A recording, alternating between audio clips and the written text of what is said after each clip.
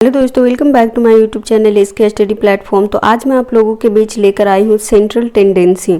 Central tendency बोले तो mean, median and mode. तो आज मैं आप लोगों के बीच मीन, मीडियन एंड मोड को डिस्कस करूँगी। इसका थ्योरी और इसका कैलकुलेशन कैसे किया जाता है वो भी मैं डिस्कस करूँगी। तो चलिए हम लोग शुरू करते हैं। तो यहाँ सबसे पहले इसका इंट्रोडक्शन देखते हैं सेंट्रल टेंडेंसी का।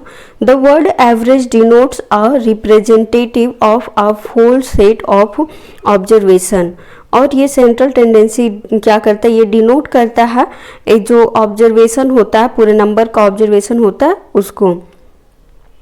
It is a single figure which describe the entire series of observation with their varying size। और ये क्या होता है, एक सिंगल फिगर होता है जो जितना भी सीरीज होता है सबको ऑब्जर्व करता है।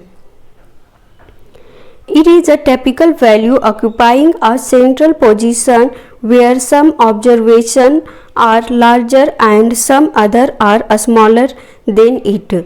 और इसमें क्या होता है, जो वैल्यू होता है वो सेंट्रल पोजीशन में होता है और जो ऑब्जर्वेशन होता है वो लार्जर होता है या तो फिर कभी स्मॉलर भी होता है।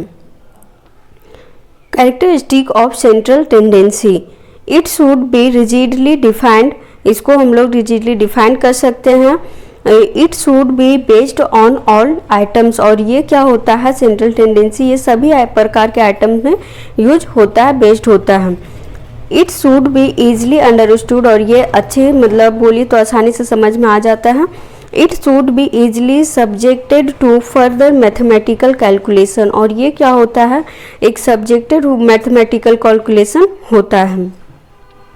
मेजर्स ऑफ सेंट्रल टेंडेंसी, तो अब सेंट्रल टेंडेंसी को हम लोग मेजर कैसे करेंगे, तो तीन प्रकार है इसका मेजर करने का, तीन तरीका है। पहला है मीडियन, जिसको हम लोग अर्थमेटिक मीन भी पहला है मीन, जिसको हम लोग अर्थमेटिक मीन भी कहते हैं, और दूसरा है मीडियन, तीसरा है मोड। तो चलिए वन बाय वन करके हम लोग देखते हैं। तो सबसे पहले यहाँ पे है मीन और arithmetic mean. It is obtained by summing It is obtained by summing up all the observation and dividing the total by the number of observation।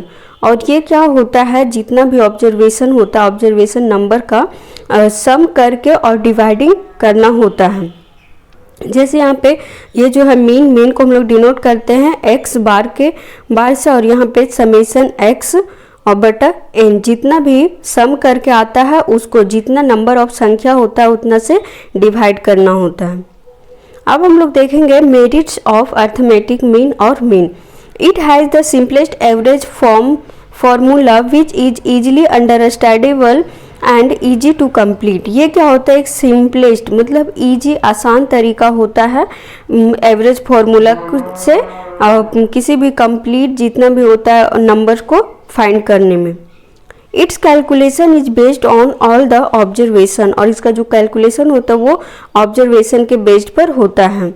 Mean is calculated on value and does not depend upon any position. Mean जो है वो सिर्फ value पे calculated होता है और किसी भी पोजीशन पे नहीं होता है।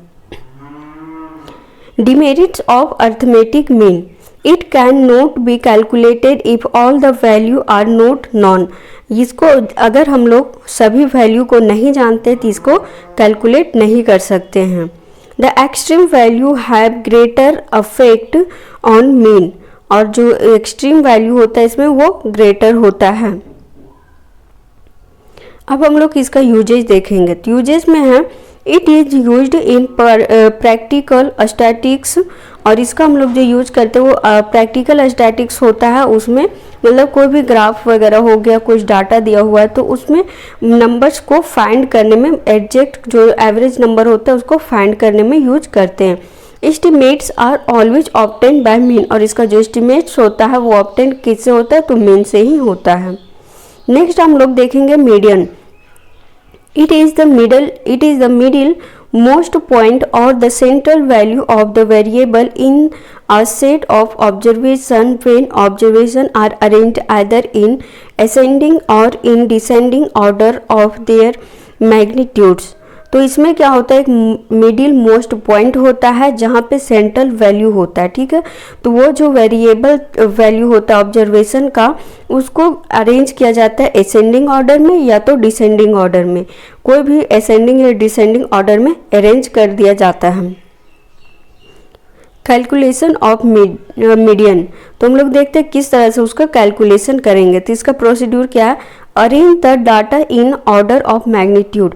सबसे पहले डाटा जो है दिया हुआ रहता है उसको हम लोग मैग्नीट्यूड में अरेंज करेंगे, बोले तो असेंडिंग ऑर्डर या डिसेंडिंग ऑर्डर में अरेंज करेंगे। If the number of observation be odd, the value of the middle most atom is the median.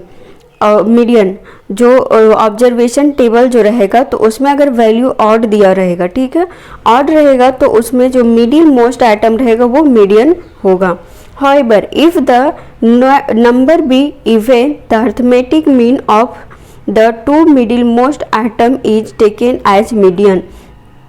और अगर इवन रहेगा, जो डाटा रहेगा वो इवन रहेगा, तो जो अरिथमेटिक मीन होता है, अरिथमेटिक मीन के बीच में जो दो मिडिल मोस्ट एटम्स रहेगा वो मीडियन होगा।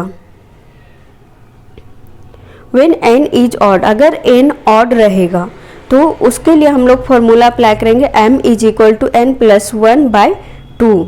और अगर n जो है वो इवन रहेगा तो इवन के लिए हम लोग अप्लाई करेंगे m is equal to n/2 plus n/2 plus 1, ये ब्रैकेट में होगा और बटे में फिर 2 होगा। अब हम लोग देखते हैं merits of median. It is easily understood, it is not so popular as mean. ये क्या होता है, बहुत ही आसानी से समझ में आ जाता है और ये मीन की तरह पॉपुलर नहीं होता है। The value of the median can be graphically ascertained to gives, और जो वैल्यू होता है मीडियन का वो ग्राफिकली ऑब्जर्व किया जाता है। नेक्स्ट यहाँ demerit of median. For the calculation of median data must be arrange.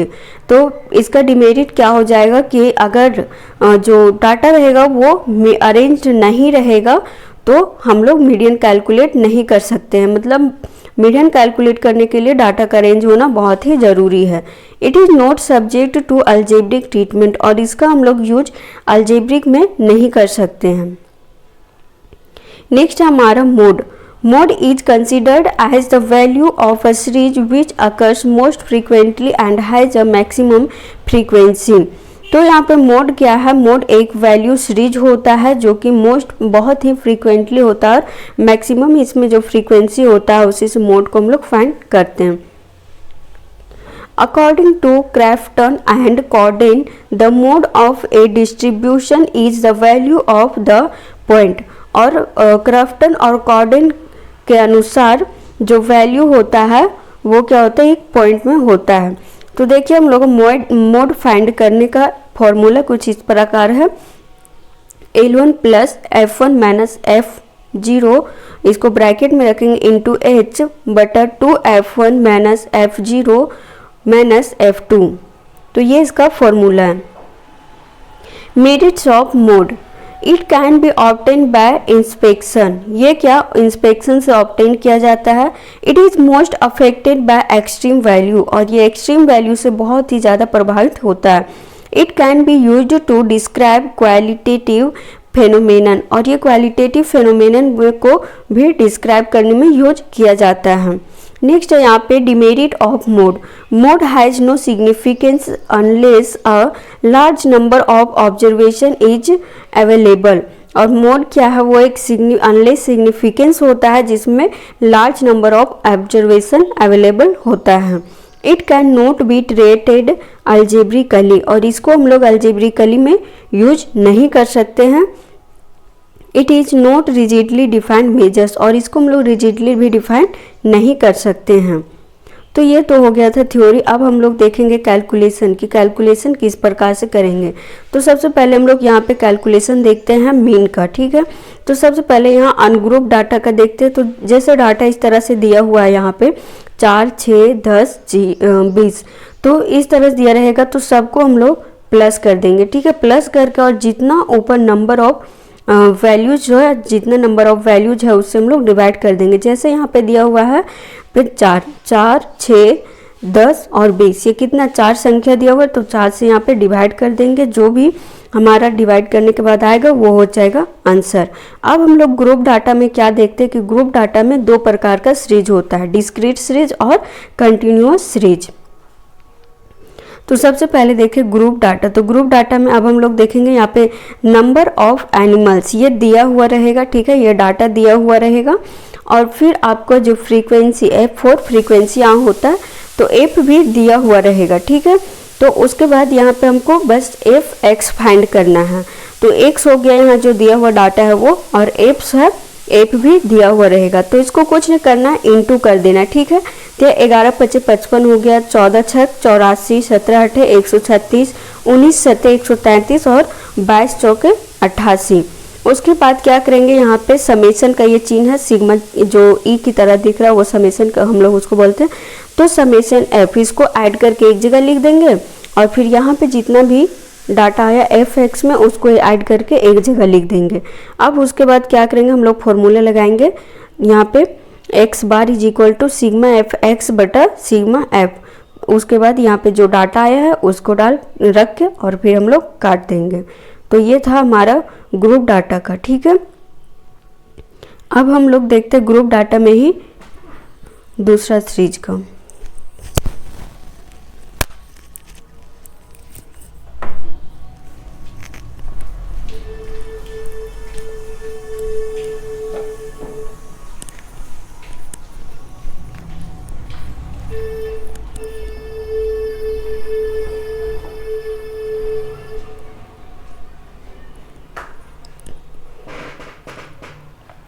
तो यहाँ तक तो हो गया था।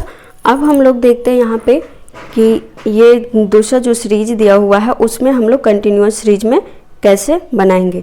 तो यहाँ पे ये जो 5 से 15, 15 से 25, 25 से 35 है, ये इस तरह का डाटा दिया हुआ रहेगा और आपका फ्रीक्वेंसी भी दिया हुआ रहेगा, ठीक है। जो 4, 7, 12, 9, 5, 3 है, ये डाटा भी दिया हुआ रहेगा। तो हम लोग को फाइंड क्या करना है, तो यहाँ फाइंड करना है XM, ठीक है, XM और FX। तो यहाँ पे XM में सबसे पहले देखते हैं FXM हम लोग फाइंड कैसे करेंगे। तो देखिए XM मैंने साइड में इधर फाइंड किया हुआ है, lower limit plus upper limit divided by 2। तो लोअर लिमिट और जो यहाँ पे CI दिया हुआ है, तो CI में से ये जो इधर दिया हुआ है लेफ्ट साइड में वो हो गया लोअर लिमिट और राइट साइड में जो दिया हुआ है वो अपर लिमिट। तो 5 + 15 कितना हो गया 20, 20 को हम लोग 2 से डिवाइड करेंगे तो कितना हो गया 10। उसी प्रकार से यहाँ पे 15 और 25 को हम लोग जोड़ देंगे तो कितना आएगा 40, 40 को 2 से डिवाइड करेंगे तो 20। तो इस तरह से यहाँ पे CI से हम CI को जोड़ के उसको 2 से डिवाइड करके हम लोग XM निकाल सकते हैं। जब XM निकल जाएगा तो FX निकालने के लिए ज़्यादा कुछ नहीं करना है, हमको इंटू कर देना, ठीक है। तो यहाँ देख सकते हैं FX में 10 × 40, 20 × 7 = 140, 30 12 × 36 और 1 0 लगा दीजिए और फिर 40 × 9 = 360। तो इस तरह से आप निकाल सकते हो। उसके बाद फिर वही करना है, F को एक जगह जोड़ कर देना है और FX को एक जगह कर देना और फिर फॉर्मूला लगाना है और ये आपका डाटा फाइंड हो जाएगा। नेक्स्ट हम लोग देखेंगे मीडियन। तो मीडियन में भी अनग्रुप और ग्रुप डाटा होता है। अनग्रुप डाटा में हम लोग सबसे पहले देखते हैं यहाँ पे ओड रहेगा तो n+1/2 का वाला फॉर्मूला अप्लाई करेंगे। तो देखिए यहाँ पे ओड, सबसे पहले ओड में हम लोग फाइंड करते हैं। तो ओड में यहाँ पे दे रखा है 3, 6, 7, 8, 9 कुछ इस प्रकार से। तो यहाँ पे हम लोग फॉर्मूला अप्लाई करेंगे, क्या था n+1/2। तो यहाँ पे 1, 2, 3, 4, 5 कितना संख्या दिया हुआ 5 संख्या है ना, 3, 6, 7, 8, 9। इसको हम लोग काउंट कर देंगे तो कितना हो गया 1, 2, 3, 4, 5, 5। तो 5 + 1/2 कितना हो गया 6, 6/2 तो यहाँ 3। तो यहाँ तीसरे नंबर में अब हम लोग काउंटिंग करेंगे 1, 2, 3, इधर से 3 पे 7 आ रहा है और फिर पीछे से हम लोग राइट साइड से काउंटिंग करेंगे। जैसे यहाँ पे 1, 2, 3, तो दोनों तरफ से काउंटिंग करने पर तीसरे नंबर पर 7 आ रहा है तो हमारा मीडियन जो हो जाएगा वो 7 हो जाएगा। नेक्स्ट हम लोग इवन नंबर में देखते हैं, ठीक है। तो इवन नंबर में क्या है कि इवन में देख सकते हैं कुछ इतना लंबा सीरीज दिया हुआ है। तो ये यहाँ पे 10 गो सीरीज है, तो वो 10 सीरीज को हम लोग 10 + 1/2 लिख लिए, ठीक है, 11। अब यहाँ पे क्या आ गया, हाफ 5.5 आ गया। तो यहाँ पे हाफ तो हम लोग नहीं ले सकते, तो हाफ नहीं ले सकते हैं तो क्या करेंगे, जो 5 है और पॉइंट के बाद 5 है तो उसको हम लोग आधा बढ़ा देंगे। तो यहाँ पे कितना, इधर 5 हो जाएगा और फिर 6, तो यहाँ 5th। तो इधर से यहाँ पे काउंटिंग कीजिए कि 5th नंबर पे कौन सा नंबर आ रहा है। तो 1 2 3 4 5 कितना आया, 8। और इधर से फिर हम लोग 6 नंबर पे काउंटिंग करेंगे। तो 1 2 3 4 5 6 दोनों तरफ से 8 ही आया। तो 8 + 8/2। अब यहाँ कितना हो गया, 16। 16/2 कितना आ गया, 8। तो यहाँ पे आंसर क्या हो जाएगा हमारा, 8। वो तो था अनग्रुप डाटा के लिए। अब हम लोग देखते हैं ग्रुप डाटा के लिए। ग्रुप डाटा के लिए फॉर्मूला कुछ इस प्रकार से m = n + 1/2 = सिग्मा f + 1/2। तो यहाँ पे इसको डायरेक्टली हम लोग एग्जाम्पल से समझते हैं, एग्जाम्पल से आपको ज़्यादा अच्छा समझ में आएगा। तो यहाँ पे मार्क्स जो है ये दिया हुआ रहेगा, ठीक है, डाटा दिया हुआ रहेगा, जैसे 20 25 28 ये दिया हुआ रहेगा आपका।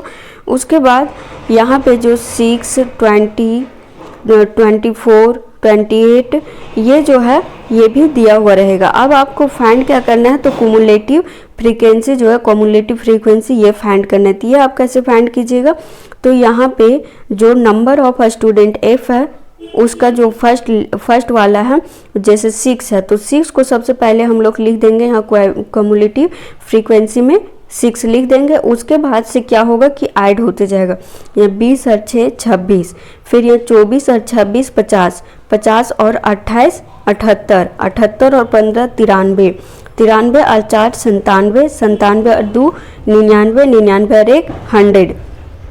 तो इस तरह से यहाँ पे इसको ऐड करके और क्युमुलेटिव फ्रीक्वेंसी निकाल लेना है।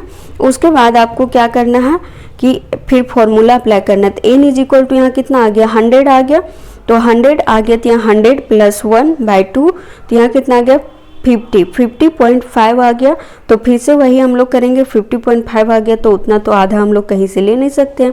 तो यहाँ पे 5th पॉइंट और 51 मतलब 5th और 51 वाला ले लेंगे।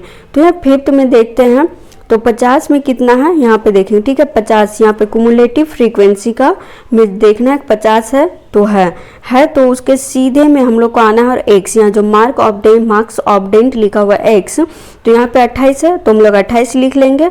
और फिर 50 के बाद देखेंगे सामने में, 50 के बाद 51 52 कुछ दिख रहा है, नहीं दिख रहा, तो उसके जस्ट बड़ा दिख रहा है 78, तो हम लोग 78 के सीधे में जाएंगे और यहाँ पे कितना 29, तो हम लोग 29 ले लेंगे और फिर ये दोनों को डिवाइड करके और तो यहाँ इसका आंसर हो जाएगा 28.5। तो वहाँ तो मीन और मीडियन ये दोनों का हमने देख लिया कि कैसे फाइंड करना है। अब हम लोग देखते हैं मोड का। तो मोड में अनग्रुप डाटा अगर रहेगा तो अनग्रुप डाटा में जो रिपीट करता हुआ नंबर रहेगा वही आंसर हो जाता है, ठीक है।